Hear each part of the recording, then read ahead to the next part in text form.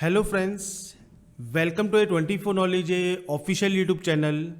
आज के इस वीडियो में हम बात करने वाले हैं इंडियन कोस्ट गार्ड की न्यू रिक्रूटमेंट नोटिफिकेशन के जो ऑफलाइन फॉर्म है वो आप कैसे फिल कर सकते हैं और साथ में इसकी एलिजिबिलिटी कंडीशंस क्या है और कौन कौन इस एप्लीकेशन फॉर्म को फिल कर पाएगा, इसके बारे में हम बात करेंगे इस वीडियो में।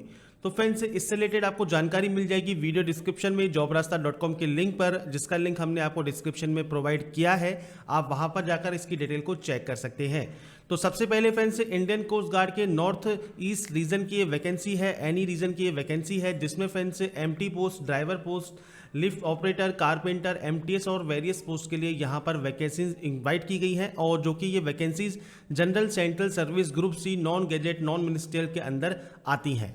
बात करते हैं सबसे पहले इसके ऑफलाइन आवेदन की जो डेट है वो कितनी है। तो 27/6/2020 को फ्रेंड्स इसका जो नोटिफिकेशन है ये आपके एम्प्लॉयमेंट न्यूज़पेपर में जारी किया गया है और इसकी जो लास्ट डेट है वो 26/7/2020 आपकी रहेगी।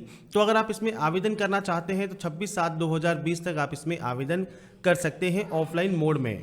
बात करते हैं फ्रेंड्स अब इसके एज लिमिट या एज क्राइटेरिया के बारे में। तो सबसे पहले फ्रेंड्स एमटी ड्राइवर की या फोक लिफ्ट ऑपरेटर की जो वैकेंसी है इसमें आपकी जो एज है वो 18 से 27 साल होनी चाहिए।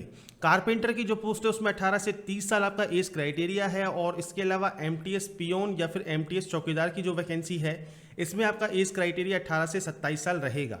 या फिर फ्रेंड्स आप लेस्कर के लिए अप्लाई करना चाहते हैं तो यहाँ पर भी आपका एज क्राइटेरिया 18 से 30 साल रखा गया है। अब यहाँ पर एलिजिबिलिटी कंडीशंस की बात कर लेते हैं। तो फ्रेंड्स जो भी आपसे यहाँ पर क्वालिफिकेशन मांगी गई है वो आपके पास होनी ज़रूरी है अगर आप इसमें आवेदन करना चाहते हैं तो यहाँ पर फ्रेंड्स सबसे पहले एमटी ड्राइवर की पोस्ट की बात करते हैं। तो यहाँ पर फ्रेंड्स 2 पोस्ट जनरल के लिए है, एक पोस्ट ओबीसी के लिए है और एक पोस्ट एससी कैटेगरी के लिए है। अब फ्रेंड्स जो ये जनरल की पोस्ट है इसमें फ्रेंड्स कोई भी आवेदन कर सकता है, कोई भी दिक्कत नहीं है। बाकी ओबीसी एससी में वही कैंडिडेट यहाँ अप्लाई करेंगे जो कि फ्रेंड्स इसमें आते हैं इस कैटेगरी में। अब यहाँ पर 10वीं क्लास पास आपसे मांगा है, साथ में फ्रेंड्स वैलिड ड्राइविंग लाइसेंस आपके पास होना चाहिए, heavy and light motor vehicle दोनों, और साथ में 2 साल का एक्सपीरियंस। अब मान लीजिए आपके पास एक्सपीरियंस नहीं है तो फ्रेंड्स आप एलिजिबल नहीं होंगे और ज़्यादातर सभी वैकेंसीज में कोई ना कोई एक्सपीरियंस आपसे मांगा है। साथ में मोटर मैकेनिक का आपको ज्ञान होना चाहिए। अब जैसे बात करें इसके एप्लीकेशन फॉर्म की, तो सबसे पहले पोस्ट अप्लाइड फॉर, किस पोस्ट के लिए अप्लाई आप कर रहे हैं। तो फ्रेंड्स मान लीजिए आप अप्लाई कर रहे हैं एमटी ड्राइवर पोस्ट के लिए या फिर कारपेंटर के लिए या फिर एमटी चौकीदार के लिए, एमटीएस चौकीदार के लिए, जो भी आप यहाँ पर अप्लाई कर रहे हैं उस पोस्ट का नाम फ्रेंड्स आप यहाँ पर लिख देंगे। आपकी पासपोर्ट साइज फोटो आप यहाँ पर लगा देंगे। इसके बाद यहाँ पर है नेम ऑफ द एप्लीकेंट। तो फ्रेंड्स सबसे पहले आपका जो नाम है पूरा नाम कैपिटल लेटर्स में वो आप यहाँ पर फिल करेंगे। इसके बाद फादर्स नेम आपको यहाँ पर अपने कैपिटल लेटर्स में देना है। आपकी डेट ऑफ बर्थ आपको यहाँ पर लिखनी होगी, आपकी नेशनलिटी क्या है वो आपको लिखनी है और आपकी कैटेगरी कौन सी है, जनरल है, ओबीसी है, एससी है, एसटी है, वो आप यहां पर लिख सकते हैं। इसके बाद आपका एजुकेशनल क्वालिफिकेशन या टेक्निकल क्वालिफिकेशन की जानकारी आप यहां फिल करेंगे। आप कौन कौन सी जानकारी आपकी हो सकती है। तो सबसे पहले नेम ऑफ द क्वालिफिकेशन में 10 क्लास की आप एंट्री कर सकते हैं। तो आप यहां पर 1 नंबर डालेंगे, 10 क्लास लिखेंगे, बोर्ड का नाम आप देंगे जिस भी बोर्ड से आपने पास किया है, आपकी कौन कौन सी सब्जेक्ट आपने पढ़ी है। 10 के लिए आप ऑल जनरल सब्जेक्ट लिख सकते हैं। मार्क्स ऑब्टेन, कितने नंबर आपके आए हैं वो आप यहां पर देंगे और आपकी परसेंटेज कितनी है वो आप यहां पर मेंशन करेंगे। ऐसे ही फ्रेंड्स अगर आपने 12th की है या फिर आपने डिग्री की है वो आप ऐसे ही यहाँ पर इनकी एंट्री कर सकते हैं। आपके बोर्ड या यूनिवर्सिटी नाम, सब्जेक्ट का नाम, मार्क्स ऑब्टेन और परसेंटेज ऑफ मार्क्स, आप इनकी एंट्री यहाँ पर फ्रेंड्स कर देंगे। अब फ्रेंड्स यहाँ पर आप देखेंगे इसकी नोटिफिकेशन में, तो यहाँ पर फ्रेंड्स जैसे आपसे आईटीआई मांगा है तो आप आईटीआई की एंट्री भी कर सकते हैं। आपसे मान लीजिए ट्रेड का सर्टिफिकेट या अप्रेंटिसशिप सर्टिफिकेट मांगा है, आप उसकी भी जानकारी दे सकते हैं। और जहाँ पर सिर्फ 10th मांगा है वहाँ पर आप सिर्फ 10th की एंट्री भी कर सकते हैं। तो ये आपके ऊपर डिपेंडेंट है आप किस पोस्ट के लिए अप्लाई करना चाहते हैं। जैसे आप एमटीएस पियोन के लिए करेंगे तो मैट्रिकुलेशन की डिटेल आपको देना जरूरी है। चौकीदार के लिए भी 10th क्लास पास होना आपका जरूरी है। लेस्कर के लिए भी आपका 10th क्लास पास होना जरूरी है। तो ऐसे ही करते हुए फ्रेंड्स आपको जो डिटेल्स है वो आपको एंटर करनी होंगी। और यहाँ पर फ्रेंड्स जहाँ पर भी और लगा है मतलब या तो ये या फिर ये, मतलब आपको यहाँ पर ऑप्शंस दिए जाते हैं कि आपके पास अगर ये है तो इससे अप्लाई कीजिए, अगर ये है तो आप इससे अप्लाई कर सकते हैं। ऐसे ही फ्रेंड्स आप नोटिफिकेशन के बाद एप्लीकेशन फॉर्म पर आएंगे तो यहाँ पर फ्रेंड्स आप 10th 12th आईटीआई जो भी आपके पास डिग्री है, डिप्लोमा है, सर्टिफिकेट है, उसकी एंट्री आप यहाँ पर कर सकते हैं। इसके बाद है एक्सपीरियंस सेक्शन। तो यहाँ पर फ्रेंड्स देखिए आपका जो एक्सपीरियंस है किस ऑर्गेनाइजेशन में है, आपको यहाँ बहुत बड़ा स्पेस दिया गया है। आप चाहें तो एक लाइन में लिख सकते हैं, बाकी साफ साफ लिखना चाहें तो आप ऑर्गेनाइजेशन का नाम लिखेंगे, आपकी जो डेजिग्नेशन है किस पोस्ट पर अपना काम करते थे उस पोस्ट का नाम लिखेंगे, कब से कब तक आपने काम किया है और कितना आपको टोटल एक्सपीरियंस है उसकी जानकारी आपको यहाँ प्रोवाइड करनी होगी। और ये प्रोवाइड करना ज़रूरी है और साथ में एक्सपीरियंस का जो सर्टिफिकेट है वो भी आपको सेंड करना होगा इस एप्लीकेशन फॉर्म के साथ।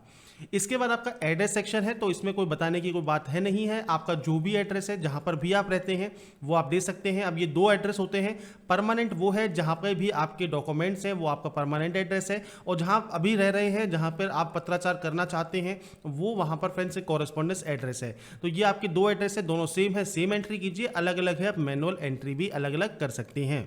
इसके बाद फ्रेंड्स यहाँ पर है contact phone number, mobile number and mail ID. तो यहाँ पर फ्रेंड्स सबसे पहले फोन नंबर और उसके बाद आपकी मेल आईडी आप यहाँ पर फिल कर दीजिएगा। और ये ध्यान रखिएगा मोबाइल नंबर और मेल आईडी बिल्कुल सही सही आपको एंटर करनी है, सही सही आपको यहाँ पर फिल करनी है। ये बहुत ज़रूरी है, अगर आप गलती करते हैं तो फ्रेंड्स हो सकता है जो आगे की प्रोसेस है जो कि आपको मेल के जरिए या SMS के जरिए आपको जानकारी मिलती वो आपको नहीं मिल पाएगी। इसलिए इसकी जो डिटेल्स है वो आपको बिल्कुल सही सही एंटर करनी होगी। ये आपका डिक्लेरेशन सेक्शन है कि सबसे पहले आपके पास कोई भी आपके खिलाफ कोई भी क्रिमिनल केस नहीं है। आपने जो भी पर्टिकुलर जानकारी यहाँ पर दी है इस एप्लीकेशन फॉर्म में वो बिल्कुल सही है। और अगर ये कोई भी जानकारी आपकी गलत मिलती है तो फ्रेंड्स आपका जो कैंडिडेचर है या अपॉइंटमेंट है वो रद्द किया जा सकता है विदाउट एनी नोटिस।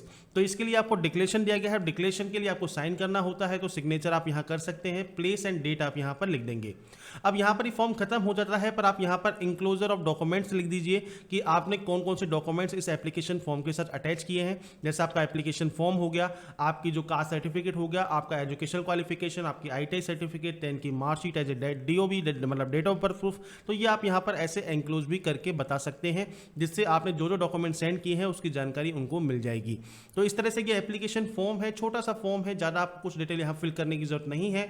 अब हो बेसिकली डिटेल ये प्रॉब्लम यहाँ पर इस फॉर्म में ये है कि जो इसका एप्लीकेशन फॉर्म है वो फ्रेंड्स अभी जारी नहीं किया गया है। मतलब जारी का मतलब ये है कि नोटिफिकेशन इसकी अभी यहाँ पर जारी नहीं की गई है। और यहाँ पर फ्रेंड्स जो लास्ट डेट है वो भी अब यहाँ पर आने जा वाली है। मतलब यहाँ पर 27 तारीख को फॉर्म आपके ओपन हो चुके हैं, पर अभी तक इन्होंने अपडेट नहीं किया है। और यहाँ पर फ्रेंड्स ये फॉर्म जो है पहले से ही अपडेटेड है किसी अदर वैकेंसीज का, और यही फॉर्म आप यहाँ पर सेंड कर सकते हैं अगर आप अभी फॉर्म को फिल करके सेंड कर रहे हैं। अगर आप बाद में करना चाहते हैं, लास्ट डेट का वेट करना चाहते हैं, आप कर सकते हैं। अगर ये अपडेट करते हैं अच्छी बात है, नहीं करते हैं तो आपको यही एप्लीकेशन फॉर्म फिल करके सेंड करना होगा। और फ्रेंड्स यहाँ पर जो भी टर्म्स एंड कंडीशंस हैं वो फ्रेंड्स बाद में आपकी जारी कर दी जाएंगी, और लास्ट डेट इसकी फ्रेंड्स मैंने आपको पहले ही बता दिया है। और साथ में फ्रेंड्स ये ध्यान रखिएगा, जैसे मान लीजिए यहाँ पर SC और OBC की जो पोस्ट है जो कि कोलकाता और हल्दिया में है, अब इसके लिए आपने पहले मान लीजिए अप्लाई किया है, जिसकी आपको डेट दी गई है 21 सितंबर 2019, जो कि एम्प्लॉयमेंट न्यूज़पेपर में आई थी। तो फ्रेंड्स यहाँ पर ये ध्यान रखिएगा, ये जो वैकेंसी है आपकी कैंसिल हो चुकी है। अगर आपने फॉर्म फिल किया भी था किसी भी कारणवश तो फ्रेंड्स अब आपका ये फॉर्म दोबारा से आपको अप्लाई करना होगा। अब ये वैकेंसी जो OBC है, SC है या फिर जो भी कैटेगरी है उसमें फ्रेंड्स वही कैंडिडेट अप्लाई कर पाएंगे जो कि इस कैटेगरी में आते हैं। बाकी फ्रेंड्स आप जनरल कैंडिडेट हैं या फिर आप यहाँ पर EWS कैंडिडेट हैं, आप जनरल में अप्लाई कर सकते हैं, या अदर कैंडिडेट हैं आपकी सीट नहीं है तो आप जनरल में भी अप्लाई कर सकते हैं। और यहाँ पर फ्रेंड्स एक्सपीरियंस मैंडेटरी है, मतलब एक्सपीरियंस ज़रूरी है। अगर आपके पास एक्सपीरियंस नहीं है तो आप इसमें एलिजिबल नहीं होंगे। और जो ये वैकेंसी है coast guard region NE vacancy है, मतलब नॉर्थ ईस्ट रीजन की वैकेंसी है। अगर आप इसमें आवेदन करना चाहते हैं आप कर सकते हैं, कोई भी दिक्कत नहीं है। ऑल इंडिया जो ये वैकेंसी है कोई भी इसमें अप्लाई कर सकता है, कोई भी एप्लीकेशन फीस अभी आपकी नहीं है। और यहाँ पर फ्रेंड्स जो भी जानकारी मैंने आपको दी है ये जानकारी आप वीडियो डिस्क्रिप्शन में जाकर चेक कर सकते हैं। और फ्रेंड्स यहाँ पर अगर आपको वीडियो पसंद आया है जिसमें हमने बात की है इंडियन कोस्ट गार्ड की वैकेंसी से रिलेटेड, तो friends like subscribe and share तो बनता ही है। साथ में हमारी जो जॉब वेबसाइट है jobrasta.com, वहाँ पर आप विजिट कर सकते हैं और आपको वहाँ पर लगातार रेगुलर अपडेट जॉब से रिलेटेड मिलते रहते हैं। तो फ्रेंड्स इसी प्रकार बने रहिए हमारे साथ, देखते रहिए हमारा YouTube channel and last. Thanks for watching.